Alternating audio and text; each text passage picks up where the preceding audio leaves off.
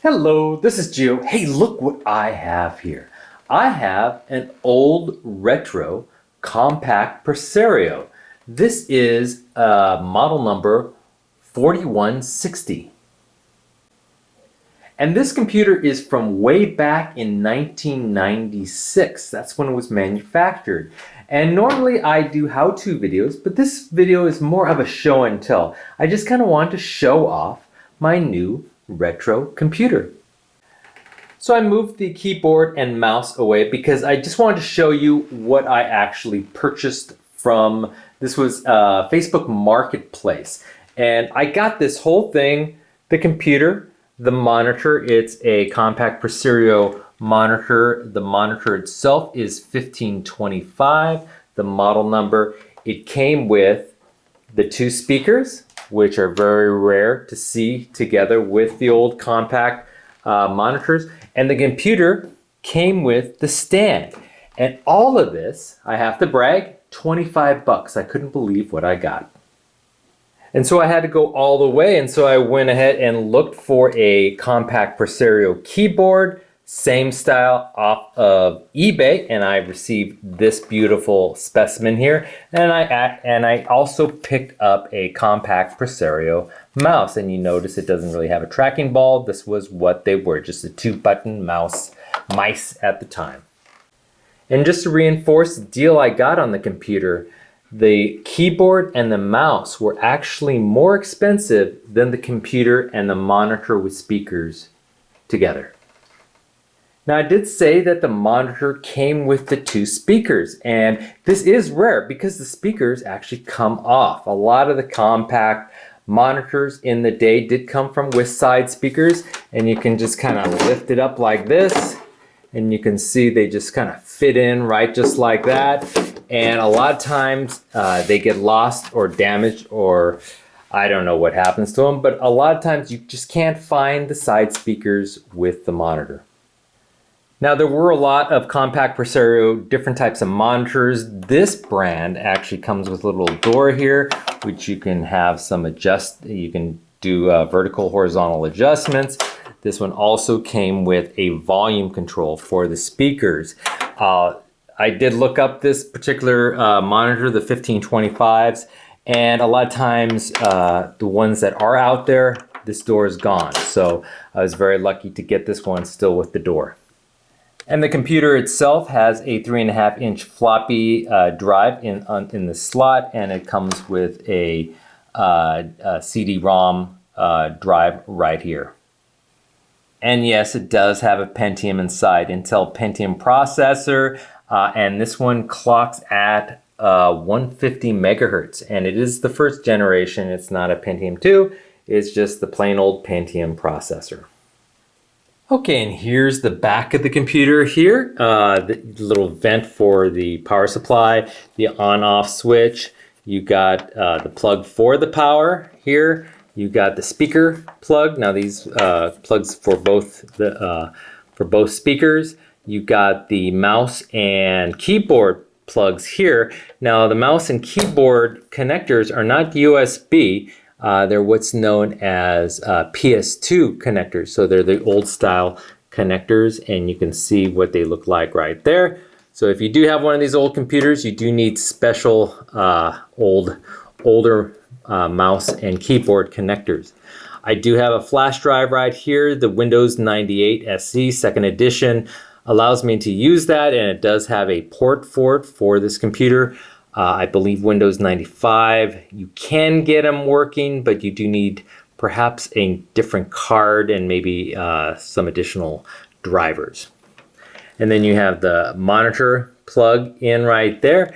And here's the printer plug, which I don't have, and then a gaming port as well. And here's the information for the monitor itself. Actually, the monitor is from 1997, it looks like. And so here's just a plug-in here. You can remove this plug right there. And then here's the back of the speaker connections right there. So the old style mice actually used a tracking ball. There was no optical light sensors, etc., like the modern mice use. but it just had a little ball. It's a little rubber ball that kind of moves some tracks inside there. Sometimes this ball gets grody, and this little plate you just spin out, and you can actually drop this little ball. It's almost like a little rubber ball bearing in a sense, and then you can just kind of clean off the ball, reinsert it, and normally it works better. And this is why you would use mouse pads, because the ball itself needs a little bit of texture to help it move properly. And sometimes old like wooden or desk surfaces doesn't provide that, especially if they're dusty. It just doesn't give enough friction. So the mouse pads is where it was at. Today, you don't really need mouse pads as much as you did before. And from the keyboard, you can actually operate and control a lot of the sounds, some of the music, etc. This will relay into the speakers, and so you can control the speakers from the keyboard. And then on the bottom here, it has a couple of kickstands, very common on all keyboards, but you can just kick that out and have it a little bit angled. Now I kind of want to show you what's inside the case. To remove the case, I just removed 3 little screws, 1, 2, 3, and then this little case should be able to slip out if I can get my fingers in there. You can see it comes out like that, and I'll just rotate this up, and that's the inside of the computer. Now I don't know much about the motherboard. I do know it's a Compaq MD5 5110 motherboard. Here's the RAM. Originally it had 2 8 megabyte sticks of RAM. I removed those and I added 4 16 megabytes. So it's a total of 64 megabytes of RAM.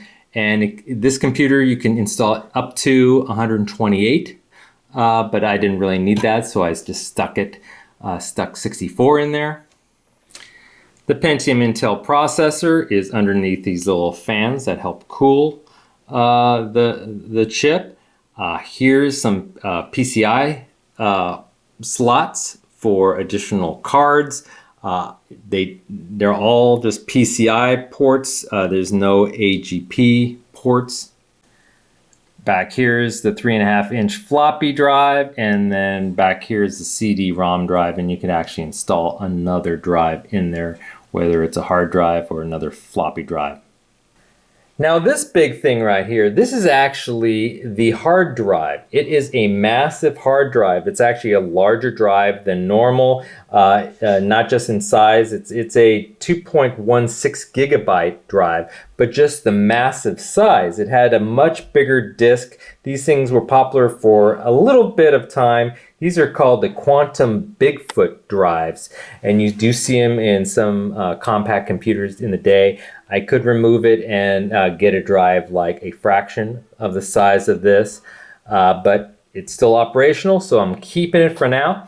Underneath there is the power supply. You can't really see it there, but basically the hard drive covers the power supply. So it does have a missing little plate here because it had a modem installed that I removed. I don't need a modem anymore in there. I am going to, not for this slot here, but for the one on top, I'm going to stick in a Sound Blaster card right here. This is a Sound Blaster AWE64 card, so this should help with the sound generation. And I do eventually want to put in a new video card. The video chip is okay, but it's kind of slow. So I do want to put a new graphics video card in there. I just don't have a decent graphics card with PCI slots. I only have the AGP slots cards. So I'm going to have to do some research and purchase a PCI slotted graphics card. I do have this old Diamond S3 Verge card, but these things were okay for DOS space. This is from 1995.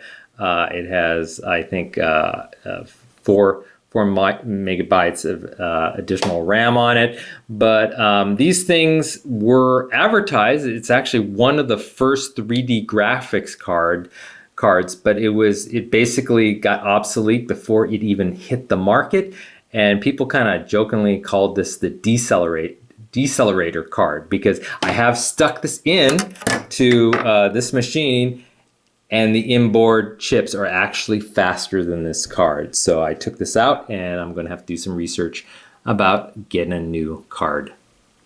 And there you go, you can see the Sound Blaster card installed. It's all ready to get plugged into the speakers. And so we'll go ahead and shut this thing up and test her out. And let's go ahead and power this thing up and see how it runs. Switching back. That lights the computer. Go ahead and turn on the monitor.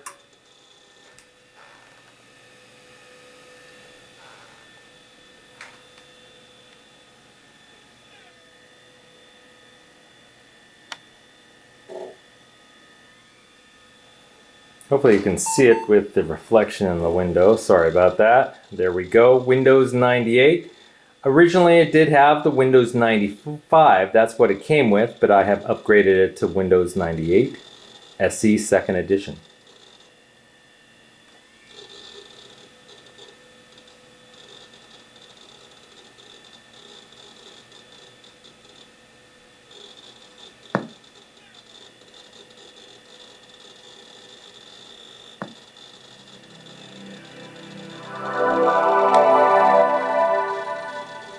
The old Windows music, and there you go, fully operational. And there you go, a totally complete 4160 Compaq Presario computer in excellent condition. Well, I hope you enjoyed this video, and if you did, please hit that like button at the bottom of the screen, and even consider subscribing to my channel. I'll have many more videos to come. Bye-bye.